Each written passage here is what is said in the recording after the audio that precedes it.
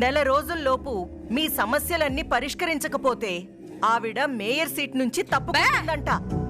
అదే గనక జరిగితే ఆ మేయర్ సీట్లో నేను కూర్చుంటాను.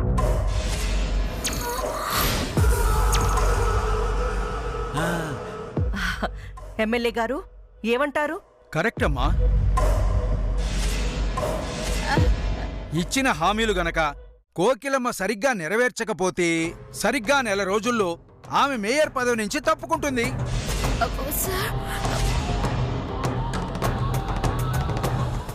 అదే సీట్లో ఈ కాకినాడ కాంతమ్మ కూర్చుంటుంది.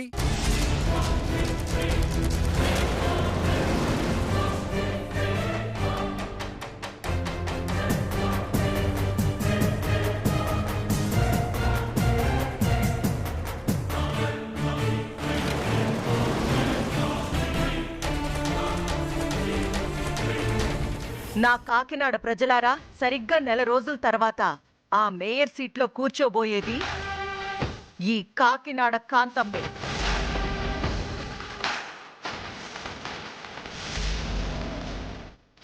రాసి పెట్టుకోండి. నాకు జేజేలు పలకడానికి మీ 2 చేతులు సిద్ధంగా ఉంచుకోండి.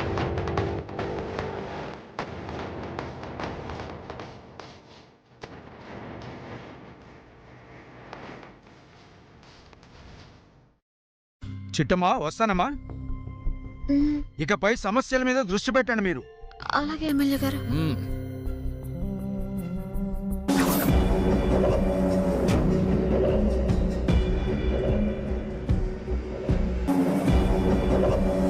చిట్టమ్మా, అనవసరంగా నోరు జారేమంటావా? నాకు అదే అనుమానంగా ఉంది బావా. కానీ ఏది ఏమైనా ఇచ్చిన హామీలు మాత్రం నెరవేర్చి తీరాల్సిందే.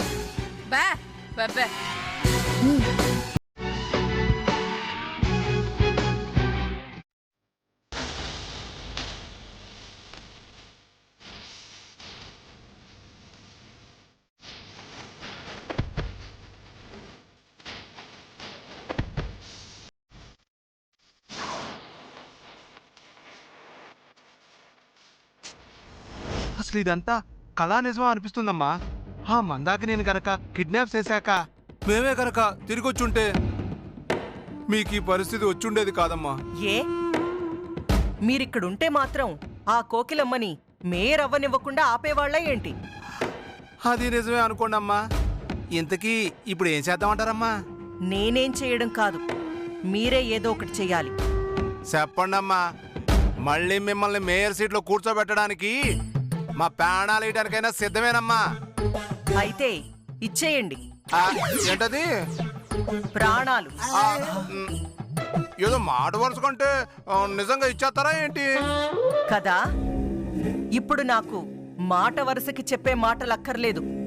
ఆ కోకిలమ్మని మేయర్ సీట్లో నుంచి దింపేసి అదే సీట్లో ఈ కాకినాడ కాంతమ్మ కూర్చోవాలి. కరెక్ట్గా చెప్పావక్క. అందుకు నా దగ్గర ఒక బ్రహ్మాండమైన ఐడియా ఉంది. ఏంటో చెప్పి తగలడు. సింపుల్ అక్క. ఆ మందాకిని కిడ్నాపింగ్ కేసు ఆ కుటుంబరావు గాడి మెడకు చుట్టుకుంది కదా. అవును. మనం నేరుగా సిట్టమ్మ దగ్గరికి వెళ్ళి ఆ మందాకిని ఎక్కడున్నా నీకు అప్పగించేస్తాం, నువ్వు మీ అమ్మని మేయర్ పదవి నుంచి తప్పుకోమని చెప్పు. అలా నువ్వు చేస్తానంటే నీకు మందాకిని తెచ్చిస్తాం. అలాగని కండిషనింగ్ ఎడదాం. తండ్రి కోసం ఆ సిట్టమ్మ కాదనిలేక వాళ్ళమ్మని మేయర్ పదవి నుంచి తప్పించేసి ఆ కుటుంబరావు గారిని కేసు నుంచి తప్పించేసుకుంటది. ఎలాగుందేటి ఐడియా? నీ గుండులా ఉంది. చూడు, నేను మేయర్ సీట్లో కూర్చోవడం ఎంత ముఖ్యమో ఎట్ ద సేమ్ టైం ఆ కుటుంబరావు గారిని జైలుకి పంపించడం కూడా అంతే ముఖ్యం. వాడు జైలుకెళ్ళాలి. జైల్లో ఉన్న తండ్రిని తలుచుకుని చిట్టెమ్మ, కోకిలమ్మ కుమిలి కుమిలి ఏడవాలి. మళ్ళీ నాతో పెట్టుకోవాలంటే నిలువెల్లా వణికిపోవాలి. కత్తిలాంటి మాట చెప్పారమ్మా. మిమ్మల్ని మేయర్ సీట్లో కూర్చోబెట్టడానికి నా దగ్గర కూడా ఓ బ్రహ్మాండమైన ఐడియా ఉందమ్మా. ఐడియా చెప్పు. అది బ్రహ్మాండంగా ఉందో లేదో నేను చెప్తాను. అలాగేనమ్మా. ఇందాక మీడియా వాళ్ళ ముందు ఆ చిట్టెమ్మ ఎలాగూ పెద్ద పెద్ద హామీలు ఇచ్చేసింది కాబట్టి ఆ హామీలేవి నెరవేరకుండా చూసుకుంటే ఆటోమేటిక్గా కోకిలమ్మ మేయర్ సీట్ నుంచి దిగిపోద్ది. మందాకిని ఎలాగూ లేదు కాబట్టి ఆ సీట్లో మీరు కూర్చుంటారు. ఎలాగుందమ్మా ఐడియా? ఐడియా బాగానే ఉంది, కానీ అది చెయ్యడమే చాలా కష్టం. ఎంతో కష్టమమ్మా. పక్కవాడ్లో రోజు నీళ్ళు వస్తున్నాయి, మనమే వెళ్ళి నీళ్ళు రాకుండా ఆపేద్దాం. నిజానికి పక్క వాళ్ళు దొంగలు పెద్దగా లేరమ్మా. మేమిద్దరమే దొంగల్లా వెళ్ళి దొంగతనం మొదలెడతాం. సూపర్ ఐడియా రా పులి. అంతే కదమ్మా, తాగుబోతుల్లాగా మేమే నటిస్తాం. కాలనీలో కరెంటు మొత్తం మేమే తీసేస్తాం. జరిగే మంచి పనులన్నింటినీ మేమే ఆపేస్తాం. అప్పుడు ఆటోమేటిక్గా కోకిలమ్మకి చెడ్డ పేరు వచ్చేస్తుంది. దాంతో ఎమ్మెల్యే గారు వచ్చి కోకిలమ్మ మేయర్ పదవి నుంచి తీసేస్తారు. ఆ తర్వాత ఆటోమేటిక్గా మీరే మేయర్ అయిపోతారమ్మా. ఎలా ఉంది ఐడియా? సూపర్ రా పులి, అద్దరిపోయింది. రేపటి నుంచి కాదు, ఈ క్షణం నుంచే మీరదే పనిలో ఉండండి. చిట్టమ్మ ఊరి జనాలకి ఏ హామీలైతే నెరవేరుస్తానని మాటిచ్చిందో అందులో ఏ ఒక్క హామీ నెరవేరకుండా చూడండి. ఆ కోకిలమ్మ ఇంకెన్నాళ్ళు మేయర్ పదవిలో కూర్చుంటుందో నేను చూస్తాను. అలాగేనమ్మా. కాకపోతే మేము ఆడే ఈ నాటకంలో పొరపాటున పోలీసులకు దొరికిపోతే మాత్రం మీరే ఏడిపించాలమ్మా. ఆ సంగతి నేను చూసుకుంటానులే. జరగాల్సిన పని మీరు చూడండి. అలాగేనమ్మా. అన్నట్టు చెప్పడం మర్చిపోయానమ్మా, ఆ మందాకిని మీ స్టోర్ రూమ్ లో కట్టిపడేశామమ్మా.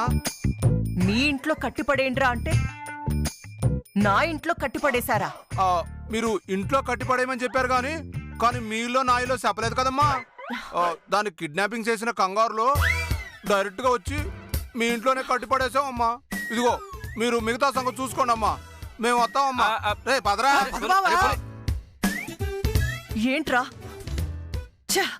ఒరే అవతారం, అక్క మందాకిని మనింట్లోనే ఉందంట. సేఫేనంటావా, లేదంటే దాన్ని ప్లేస్ మారుద్దామంటావా? ఇప్పుడు మార్చడం చాలా కష్టం అక్క. ఓ 2 రోజులు ఆగాక వీలు చూసుకుని అప్పుడు మార్చేద్దాం. సరేరా, దాన్ని మాత్రం ఓ కంట కనిపెడుతూ ఉండు. దానికి భోజనమైనా నీళ్లైనా నువ్వే పెట్టు. అలాగే అక్క, దాని సంగతి నేను చూసుకుంటాను కదా. చిట్టెమ్మా, ఊరి జనాలకి హామీలిస్తావా? హామీలు. ఆ హామీలు ఎలా నెరవేరుస్తావో నేను చూస్తాను.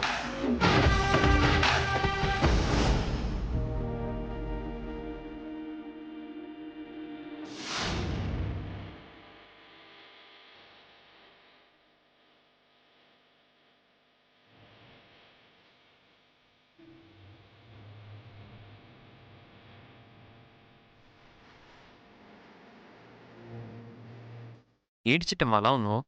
ఏమైంది?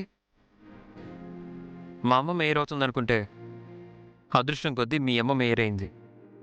దానికి సంతోషించాలి కానీ ఏదో పోగొట్టుకున్న దానిలాగా బాధ.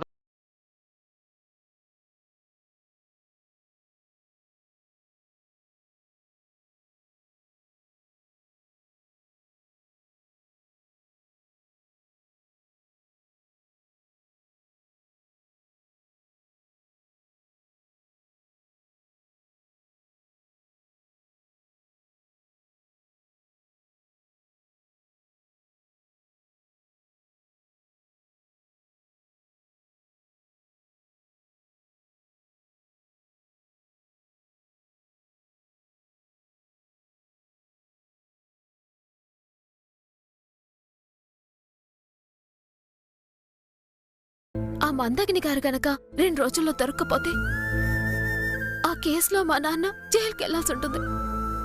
నా బాధ అంతా అదే బావా. చెయ్య నేరానికి మా నాన్నకి శిక్ష పడితే నేను బతికుండే వృధా బావా.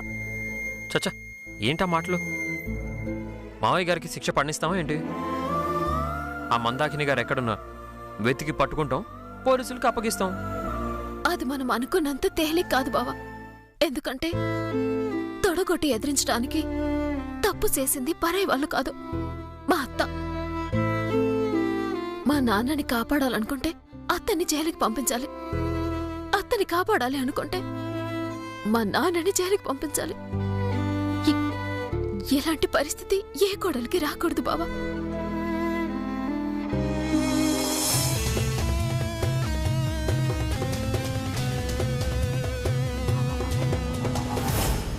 బాధపడక చిట్టమ్మ, తప్పు చేసిన వాళ్ళు శిక్ష అనుభవిస్తారు. నిజంగా మా అమ్మే తప్పు చేసుంటే తను శిక్ష అనుభవించడం న్యాయం.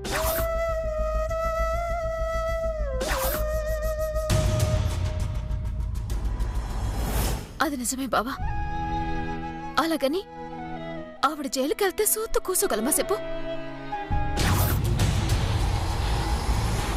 మారాలి బావా, కాంతమ్మత్త మారాలి, మనం మార్చుకొని తీరాలి. అమ్మ మారితే అంతకంటే కావాల్సిందేమో చిట్టమ్మ. మారుతాను బావా, మా కాంతమ్మత్తని ఖచ్చితంగా మారుతాను. తనలో ఉన్న దోషాలన్నీ కడిగేసి పరిపూర్ణమైన మనిషిలా మారుతాను. ఆ నమ్మకం నాకుంది.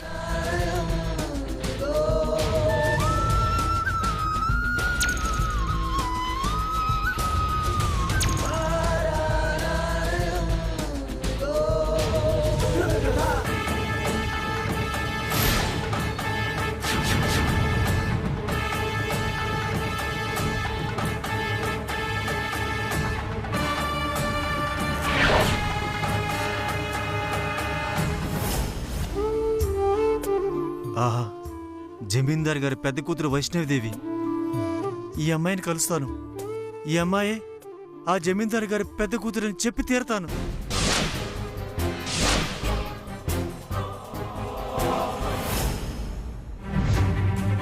కుటుంబరావు, నువ్వా? ఇక్కడ మాట్లాడద్దు, అలాగెళ్ళి మాట్లాడుకున్నారా? అది కాదు కుటుంబరావు, లోపల వైష్ణవిదేవి ఉంది, తనకి నిజం చెప్పాలి. మాట్లాడద్దన్నానా? రా చెప్తాను. బావా, బయట ఎవరియో మాటలు అనిపించాయి కదా? నువ్వు రా. కుటుంబరావు, నన్ను వదులు. వైష్ణవిదేవికి నిజం చెప్పాలి. ఇంకొక మాట మాట్లాడినావంటే ఏడు చేస్తానో నాకే తెలియదు. అవును చిట్టమ్మ, ఎవరో కొత్త వ్యక్తి మన ఇంట్లోకి వచ్చినట్టున్నారు. ఎవరో అంటారో? ఏమో చిట్టమ్మ, చూద్దాం పద.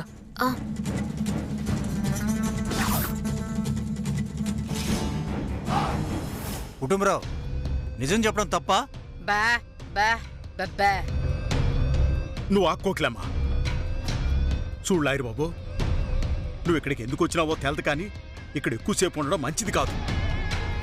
ఎందుకంటే ఆ కాంతమ్మ నేను చూసినదంటే ఇక్కడికిక్కడ చంపి పాతేస్తుంది. నా మాటిని వెంటనే వెళ్ళిపో బాబు.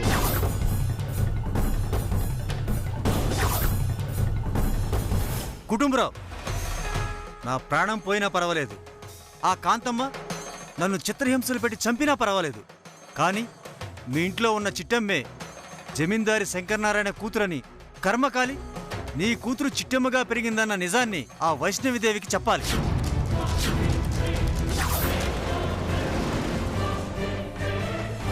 ఏ మాట్లాడుతున్నావు? మా సిట్టమ్మ శంకరనారాయణ కూతురేటి? కుటుంబరావు, ఈ మాటలు మాట్లాడుతుంది నువ్వేనా? గుండెల మీద చేసుకుని చెప్పు. ఆ చిట్టమ్మ శంకరనారాయణ కూతురు వైష్ణవదేవి కాదా?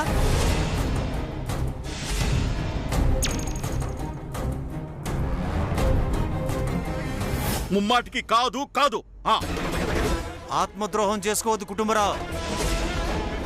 జమీందారు గారింటి ఉప్పు తిని ఆయన బిడ్డకి ద్రోహం చేయడానికి నీకు సిగ్గుగా లేదు? నోర్మై, నా రక్తం పంచుకు పుట్టిన బిడ్డని జమీందారు గారి బిడ్డ అంటావేటి? అలా అన్నందుకు నిన్నెక్కడికెక్కడ సంపి పాత్రయ్యాలి. కానీ నిజాలేటో తెలియక మాట్లాడుతున్నావని క్షమించి వదిలేస్తాను. చాలే ఆపు. ఏంటి ఆ చిట్టమ్మ నీ రక్తం పంచుకు పుట్టిన నీ కూతురా? ఆడదానివి, పైగా తల్లివి. జమీందారు గారి రక్తాన్ని పట్టుకుని మీ రక్తం అని చెప్పడానికి నీకు మనసెలా వచ్చింది?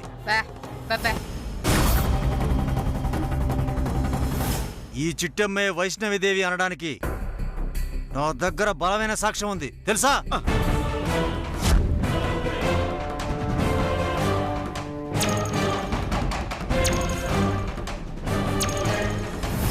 ఏటే మా సిట్టమ్మ జమీందారు కూతురు అనడానికి నీ దగ్గర సాక్ష్యం ఉందా? ఏ సాక్ష్యం ఉందే? కాలి కింద పుట్టుమచ్చ.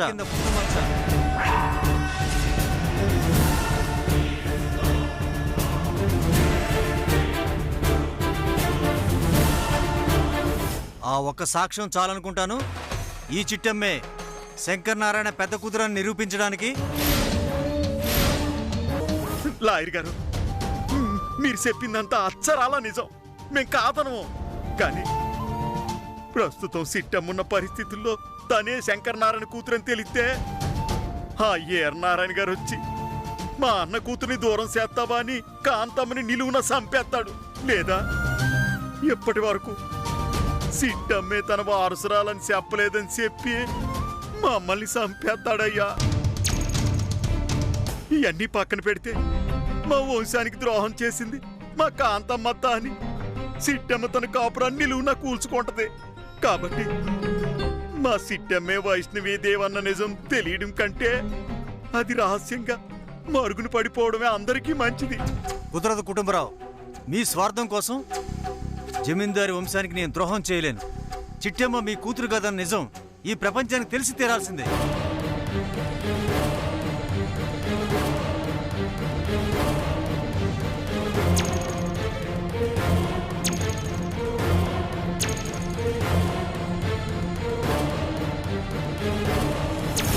ఇదిగో లాయరు, సిట్టెం వచ్చేస్తుంది. ముందు ఇక్కడి నుంచి వెళ్ళిపో, లేదంటే నేను నా పిల్లం ఇక్కడే ఆత్మహత్య చేసుకుని చచ్చిపోతాం. కుటుంబరావు, ఇది అన్యాయం. కుటుంబరావు, వెళ్ళిపోమని చెప్తున్నావా? వెళ్ళిపోమని చెప్తానయ్యా. వెళ్ళిపోవయ్యా, వెళ్ళిపో. వదిలిపెట్టను కుటుంబరావు. ఏదో ఒక రోజు నిజం చెప్పి తీరతాను. వెళ్ళిపోవయ్యా.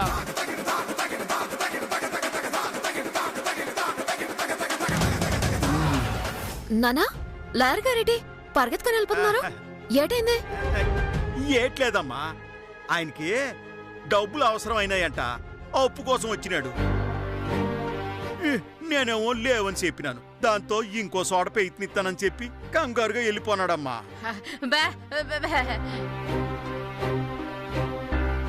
లేదు నానా, ఆయన నీతో మాట అన్నాడు.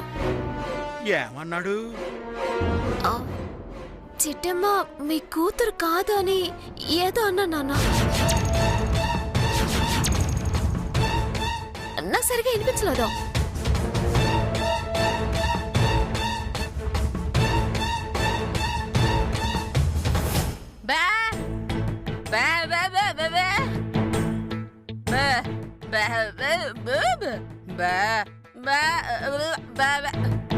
అవునమ్మా, ఆయన అనిందే సిట్టమ్మ మీ కూతురు కాదని కాదు, మీ సిట్టమ్మకి చెప్పైనా కోసింత అప్పు ఇప్పించండి అన్నాడు. కుదరదయ్యా అని చెప్పినావమ్మా. దాంతో వెళ్ళిపోనాడు. అంతే కదా నానా, ఇంకేం లేదుగా. అంతకు మించి ఏటుంటదమ్మా? ఏమీ లేదు. లేదు, నాన్న నా దగ్గర ఏదో దాతున్నాడు. ఎటో లాయర్గా నట్టుకోనైనా సరే ఆ నిజమేటో తెలుసుకోవాలి.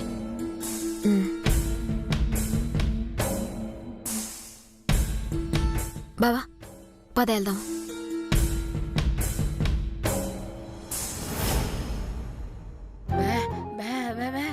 మొత్తానికి గండం గట్టెక్కినది.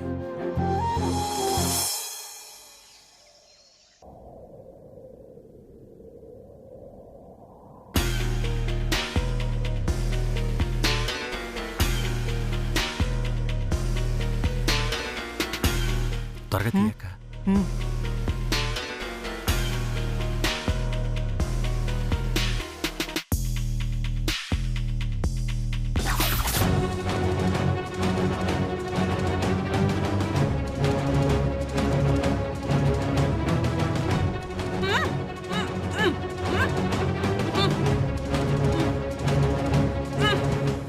అరే ఓ సాంబా, ఏంటే నీ బాధ?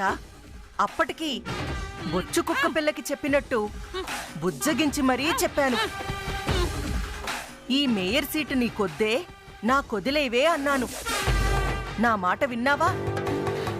అహనా మేయర్ అంట, ఓహో నా మేయర్ అంట, అహనా మేయర్ అంట, ఓహో నా మేయర్ అంట, కాకినాడ మేయర్ అంట, ఊరంతా గోలంట, టామ్ టామ్ టామ్ అని మాయా బజార్ సినిమాలో సావిత్రి రేంజ్ లో ఓవర్ యాక్షన్ చేశాం. ఏమైంది? ఫైనల్ గా మందాకిని నా ఇంట్లో కిడ్నాప్ అయింది. అక్క ఈ మందాకిని ఎన్నాళ్ళు పోసిస్తావే? ఏదో ఒక నిర్ణయం తీసుకోవచ్చు కదా. కిడ్నాప్ చేశాక నిర్ణయం తీసుకోవడం కాదురా, నిర్ణయం తీసుకున్నాకే కిడ్నాప్ చేశాం. ఏ నిర్ణయం తీసుకున్నావక్క?